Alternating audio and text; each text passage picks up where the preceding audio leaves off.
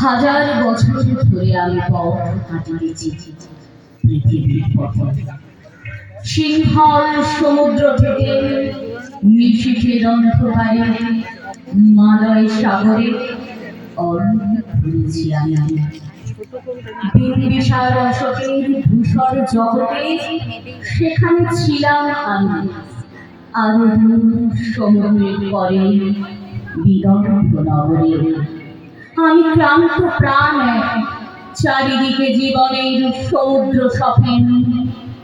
আমারে দুদণ্ড শান্তি দিয়েছিল নাটোরের বড়লতা সেন।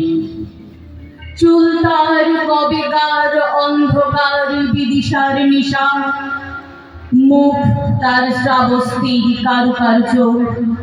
অতি দূর সমুদ্রের পর হাল ভেঙে যে নাবিক হারায়েছে দিশা।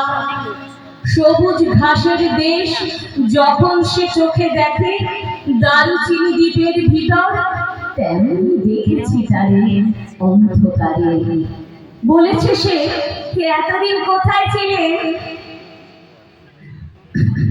পাখির নীড়ের মতো চোখ তুলে নাচলেন বনলতা সেন। সমস্ত দিনের শেষে শিশিরের শব্দের মতো সন্ধ্যা আসে নেমে। ডানার রৌদ্রের গন্ধ মুছে ফেলেছি। পৃথিবীর সব রং নিভে গেলে পান্ডুলিপি করে আয়োজন।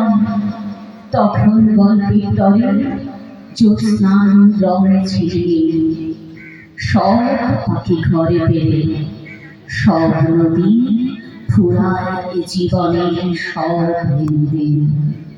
থাকে শুধু অন্ধকার, মুখোমুখি বসিবা বনলতা সেন। Thank you.